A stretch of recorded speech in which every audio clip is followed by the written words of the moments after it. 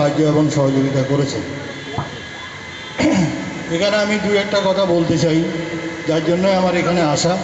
কেন যা চিনার পার্ক অ্যাসোসিয়েশনের যা ইতিহাস, যে নামকরণ থেকে শুরু করে বাড়ির নাম্বার পর্যন্ত আমাদেরই দেওয়া, চিনার পার্ক নামটাও আমাদের দেওয়া, চিনার পার্কের যে বাড়ির নাম্বারগুলো তাও আমাদের দেওয়া, এই অঞ্চলকে পোস্টাল এরিয়ার মধ্যে রাখা সেটাও আমাদেরই করা। যাই হোক, মানে চিনার পার্কের জন্মলগ্ন থেকেই আমরা এই কাজগুলো করে এসেছি। পুজোর পাশাপাশি সামাজিক কর্মকাণ্ড বিভিন্ন সময় করে এসেছি, এটা আপনারা জানেন।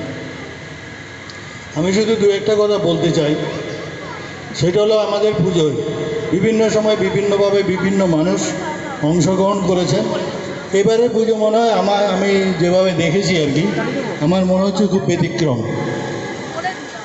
আমার এখানে দু একজন 3-4 ছেলেকে আমি একটু ডেকে নিতে চাই। আরশাদ আলী, সাকিব আলী মানে পেটরা যাকে বলি, শহীদ আর গুড্ডু যাকে বলি। আরশাদ আছে এখানে? নেই।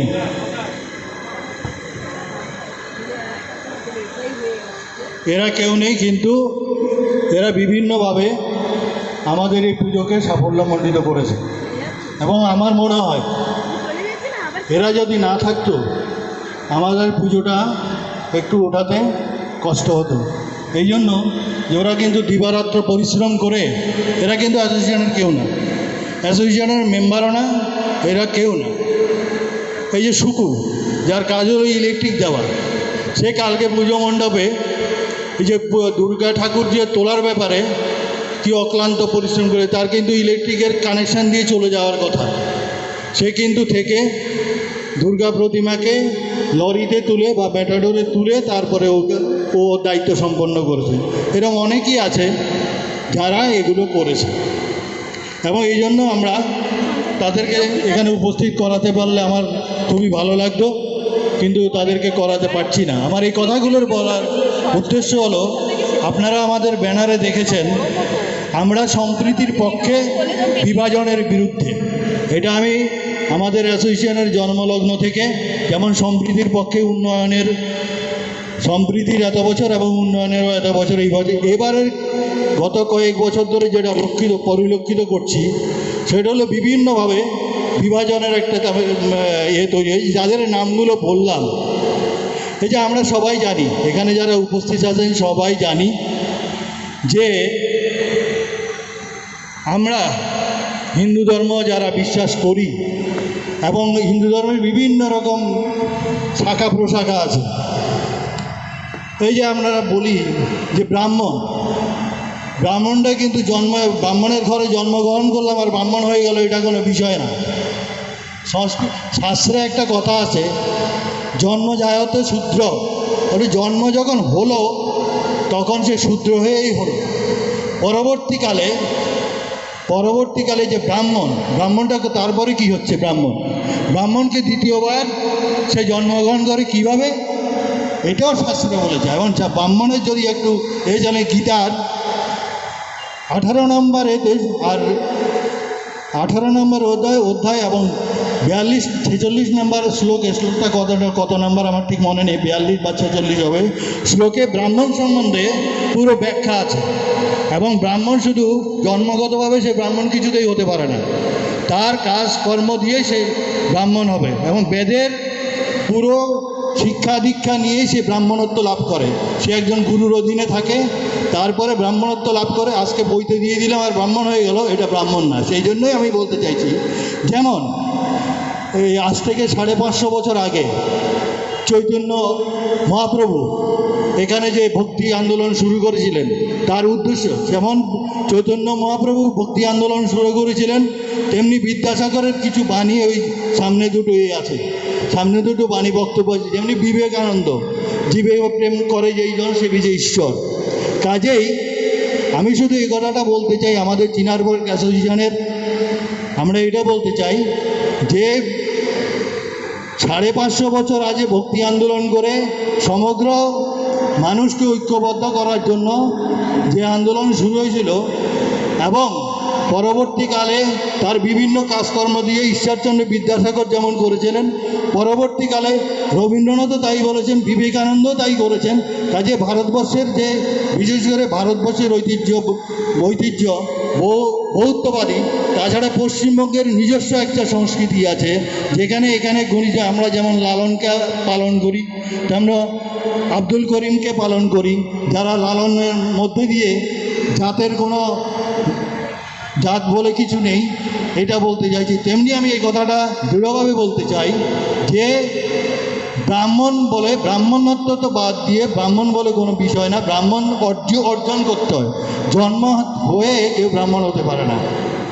এটা আমার কথা শুনলে অনেক হয়তো আমার উপর খেপে যাবেন, কিন্তু এটা কিছু করার নেই, এটা আপনাদের শাস্ত্রেই বলা আছে, আমাদের শাস্ত্রেই বলা আছে, এবং গীতাতে ভগবদ্ গীতাতেই এগুলো বলা আছে।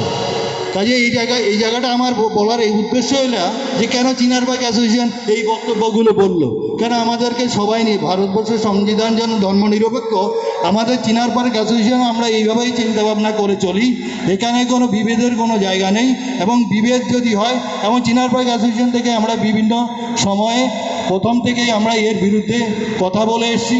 এবং আপনারা যদি লক্ষ্য থাকেন যে আমরা কোনো রাজনৈতিক এর সাথে যে গত বছর যে আরজিকর নিয়ে হয়েছে, এই রাজারহাট এতদ অঞ্চলে আমাদের এখানে পোস্টার পড়েছে যে অভয়ার বিচার চাই, আমরা চাই জাস্টিস, একমাত্র এই পুজো মণ্ডপে, একমাত্র এই পূর্ণ মণ্ডপে রাজারহাট অঞ্চলে এই পোস্টারটা পড়েছে। আপনারা লক্ষ্য করেছেন কি না জানি না, আমাদের এক সাংবাদিক বন্ধু এসে আমাদেরকে বলেছে যে এই রাজারহাট অঞ্চলে একমাত্র আপনাদের পূজা মণ্ডপেই এই পুজো এটা পড়েছে। কালেই সত্যি কথাটা সত্যি বলতে, দৃঢ়তার সাথে বলতে আমাদের হৃদয় কাঁপে না, আমরা এটা বলিষ্ঠভাবে বলে যাব, এবং সেখানে আপনাদের সাহায্য এবং সহযোগিতা যেমন অতীতেও পেয়েছি এখনও পাবো এবং আশা করবি। আমার পাশাপাশি যেটা বলতে চাইছি যেটা হলো যে আমাদের কিছু ত্রুটি বিচ্যুতি আছে, এবং পুজোর ক্ষেত্রেও কিছু ত্রুটি বিচ্যুতি হয়েছে।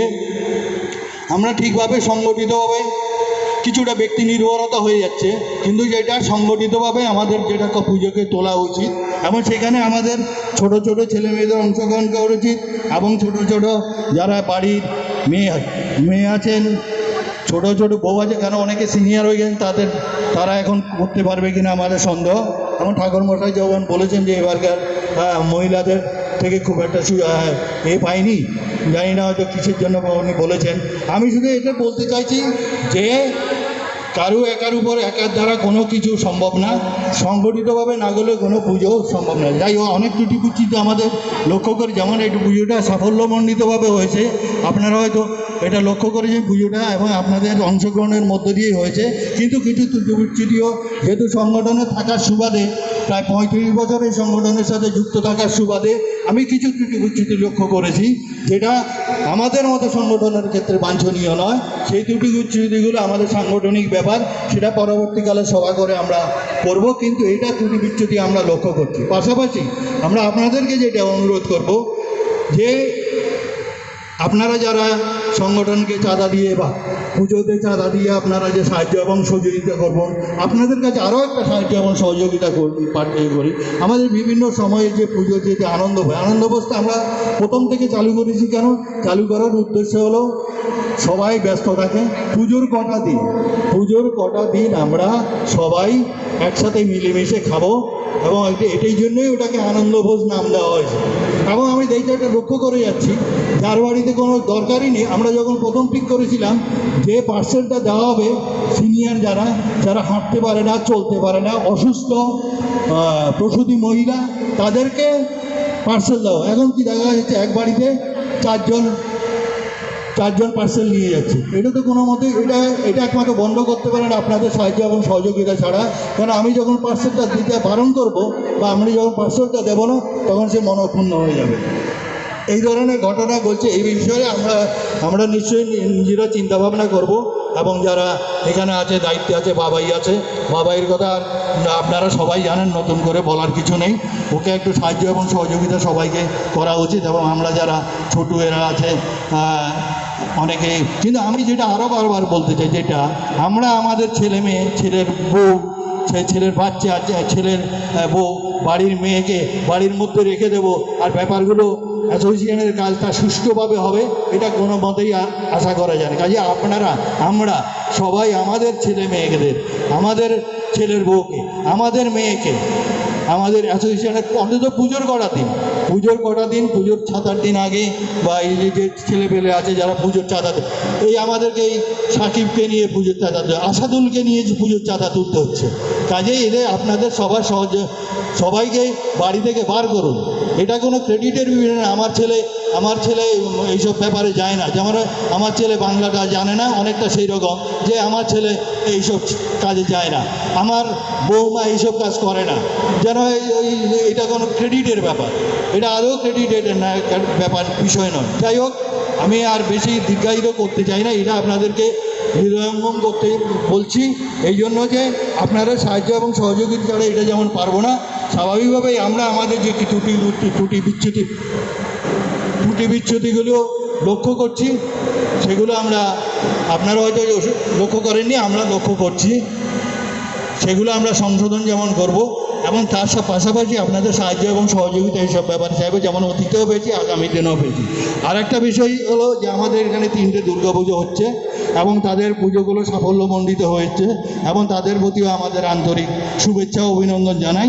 পাশাপাশি আমাদের এখানে কিছু মানুষজন ওই জানে, যেমন আমরা ওই পাড়েই থাকি, এবং ওই পাড়ে আমাদের কিছু মানুষ, যেমন শুভেন্দু রায়, যে প্রতিনিয়ত এই পাড়ের দুর্গাপূজাকেই নিজের ইয়েকে বলে, যেমন গুপ্তা, নন্দকিশোর গুপ্তা, এরকম অনেকেই আছে যারা আমাদের এই পুজোটাকেই নিজেদের পুজো করে মনে করে।